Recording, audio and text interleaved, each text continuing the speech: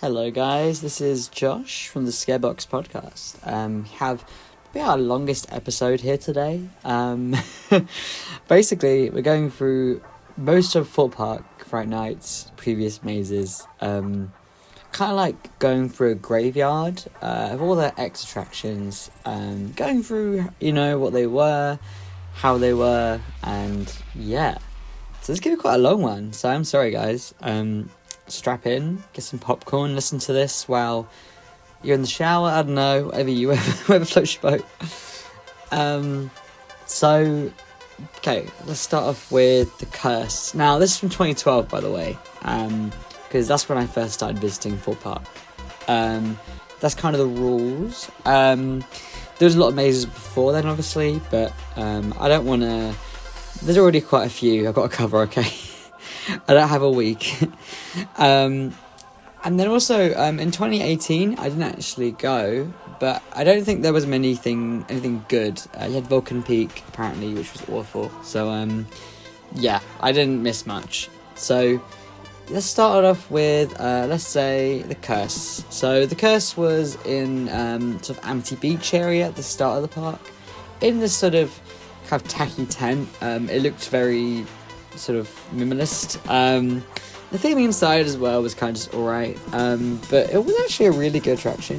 It was quite simple, like a bunch of like sort of what do they call them, like sort of those doors, circular things on boats, and yeah, that was kind of a lot of actors grabbing through those, a lot of like little cracks that actors can come out of, a lot of fog, like a lot of fog, so you can't barely see anything. But yeah, it wasn't too long either. The maze was definitely quite a simple, sort of easy attraction to go through. But yeah, I thought it was quite simplistic, but it was definitely effective. At least 10-year-old me as well. I was 10 years old when I went through the curse, so in 2012 I was a bit too scared to go through Experiment 10, which is kind of a shame, but that I had to leave out of this, but I heard that was really, really good. So our next maze is the Asylum 2013. Well, that's the last year it operated in. And this attraction, I absolutely loved it. Very curse-like with the sort of, it's a very simple concept. Sort of loud sirens, too many strobe lights, and kind of this mesh fence with I think it was like mirrors in it, so it was like multiple rooms, but it felt like one big room, even though it wasn't. So yeah, really, really simple concept, but definitely very scary, very confusing, and very sort of overstimulating.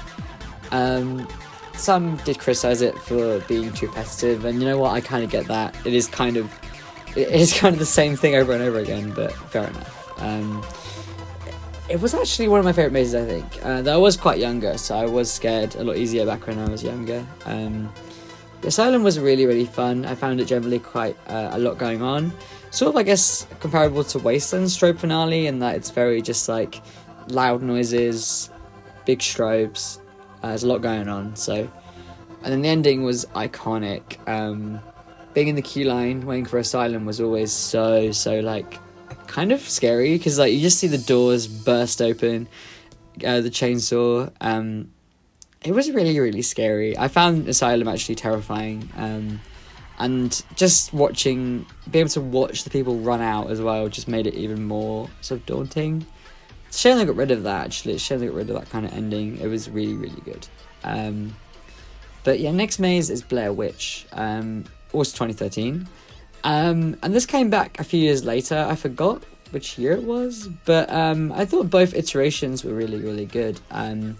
It's just not good, but just kind of like okay, like maybe like a lukewarm good. So basically you walk through the pathway going from sort of the kind of like how Hyperia is now, all the way down to Nemesis Inferno, right at the back of that. It was quite a strange like path, and then towards the end you had like a little cabin, and that was like the finale. Very weird attraction, sort of in the back of the woods, in the middle of nowhere in the park.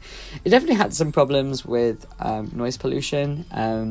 Thorpe Park is quite a dense theme park, and so even like sort of on the outskirts of the park, you still have a lot of loud roller coasters and sort of light coming in, so that wasn't very good. But Blair Witch definitely was a really fun one, a little bit tame, but definitely something unique for Thorpe Park. Probably one of the weirdest attractions they've ever done, but hey. And then the final one was Cabin in the Woods, which initially I quite liked in its first year or two.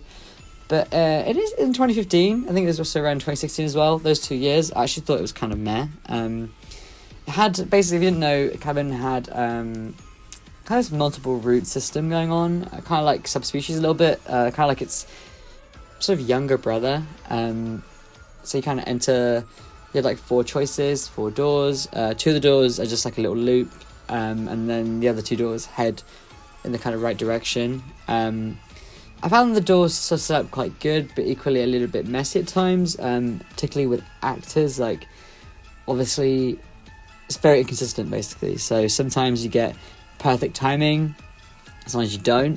Thorpe Park is obviously, Fright Nights is so busy, so they have to batch groups fairly quickly. So, yeah, you could get a really bad run through Cabin in the Woods. You could get an amazing one. It depended on the stars. And the sort of multiple route thing definitely just made that more variable. But yeah, I thought Cabin in the Woods was really, really good. In terms of the sort of ending as well, I quite enjoyed it. It's sort of these long corridors with loads of blood all over them, kind of simulating the movie. Heads up, I love the movie. Yeah, Cabin in the Woods, really good maze, but I'd say towards the end of its run, it kind of fizzled out, and it was probably one of the worst things there in 2016, to be honest. Sorry. Not sorry, I guess.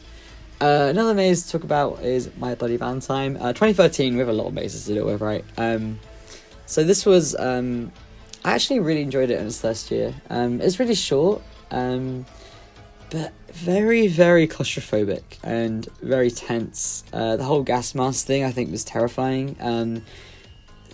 The maze layout was very tight, claustrophobic, kind of bad lighting, in a good way.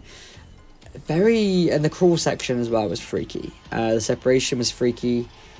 Yeah, really, really good attraction its first year.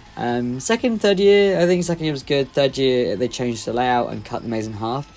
So it was like 2 minutes long, and it wasn't enough, really. But attraction was very good. I think its theme, I don't like the gas mask sort of thing, so I found that quite freaky, and I found the maze quite freaky. So yeah, I thought it was quite scary, though it is short, and if you don't find that kind of thing scary, you could maybe find it boring. But yeah, I thought it was quite good. Our next maze is one that lasted just 1 year. It was done after the Asylum, Studio 13.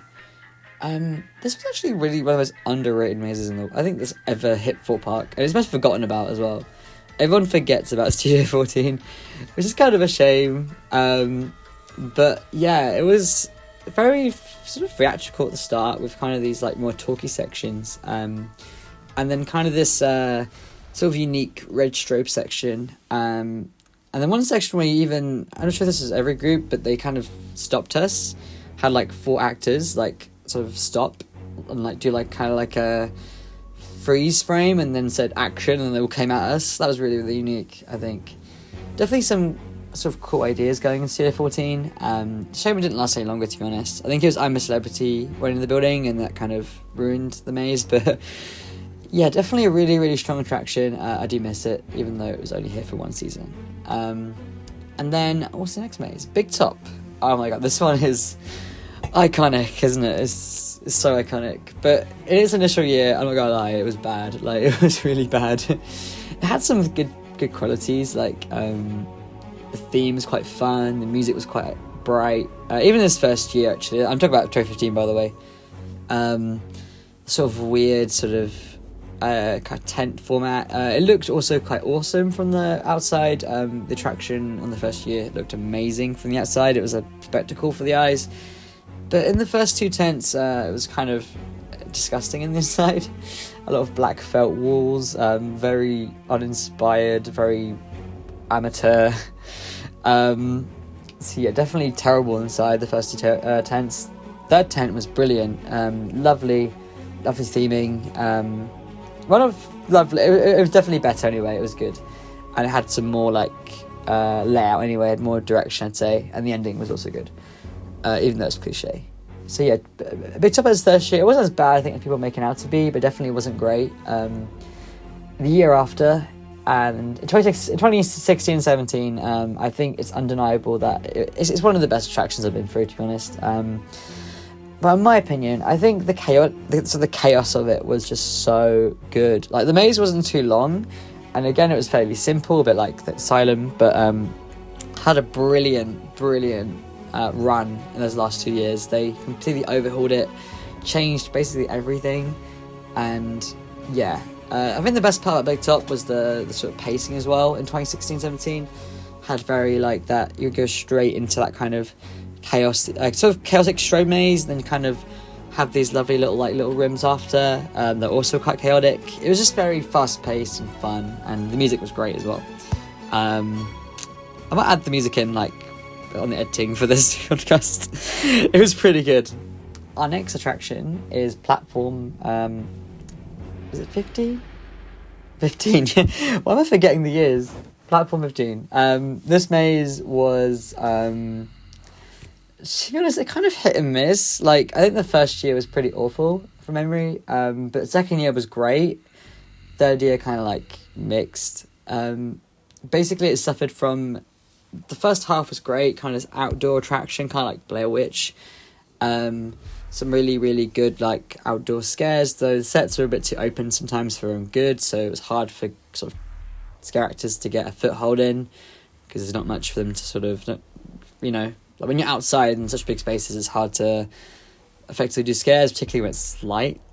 And then the ending was probably like the worst part. It was like a long skinny tunnel underneath Saw, with like, it's kind of dark and you kind of just exit and there's like nothing happening. They fixed it a little bit on the second year. I think they had a finale. I remember that being better. And then the last year, I went through it in 2021, and it's last year. And they definitely, that was the best year I think for that attraction. It was brilliant. I did it during ScareCon, so I'm not sure if that helped, but you had that amazing, they switched it around, they did the entire layout opposite. Had a great finale. The start was good. They had a little village section. They definitely really elaborated on the idea. Definitely ended really well, I'd say. But definitely amazed that I think they had to really tweak a lot, because it had a lot of problems, but they did tweak it. So yeah, platform 15 was good, I'd say. Ended up being really good. So Sanctum is the next one, 2017, and just for a quick one, this was not very good. Honest. It was outdoor maze just by Swarm area. Kind of like survival games, but like a lot of it was outdoor. Well, most of it was outdoors. Just not good. Very muddy. They didn't have like solid ground. It was just loads of mud. Very open sets. Good theming, but it was short as well. It had it wasn't very good. It had a lot of problems, I think. Maybe as a sort of non-committal scare zone, but yeah, definitely to be desired for that one. And then Living Nightmare as well was also debuted in 2017, and that was really good. Quite a short attraction, but like in that, like the actual maze itself was brilliant, just short. But I guess I'll forgive it for being short because it was like quality. I feel like Living Nightmare was a quality maze. Like, everything inside was quality. It just happened. It just wasn't long enough, I think, which is a big gripe with that one. But hey, it was good. And then 2018, I didn't actually go. I think I mentioned this earlier. So I can't really review Do or Die. So I'm not going to try and review it, I think. That was why I started scare acting, so I didn't really have time to go to these things. Like, I was acting a lot. But I'm not sure. I've heard mixed things about Do or Die. Some say it's the best thing, the best scare attraction ever made. Some say it's the worst. Boring. So it seems very marmitey with the community. And then finally, last two guys, drum roll. You guys have been great listening to this for 14 minutes plus. People do like really short podcasts. Sorry, really long podcasts. Mine's really short.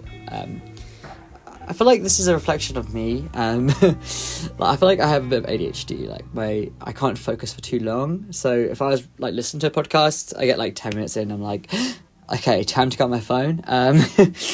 Well, I'm the type of person who just watches Netflix, you know, like with their phone in the hand. I don't know. This is a bit also, this is a sidetrack, alright?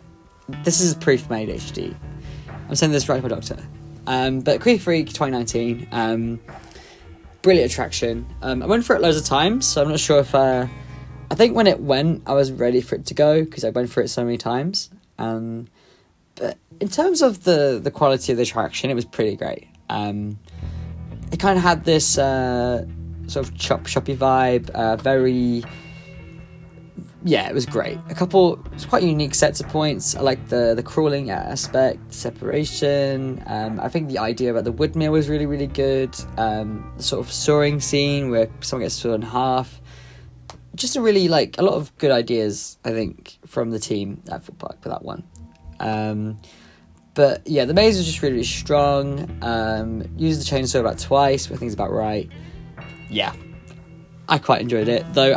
I don't think I think it left at the right time. I think at that point we kind of needed something new, but definitely, I wouldn't say it had a bad season. It was a good race. And then finally, the terminal, which self-restraint here. Okay, guys, I'm not going to beat the bush. I'm not going to beat around the bush. It was bad. But I get it, though. I totally get the idea. I totally understand. I've heard that, I can't remember the company, but I've heard they've made some really, really unique attractions, but the terminal it just wasn't it. It wasn't good.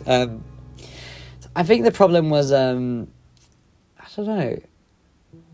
I think the theming wasn't really that good. Neither was the audio. I think it could have dealt with some more context and more care.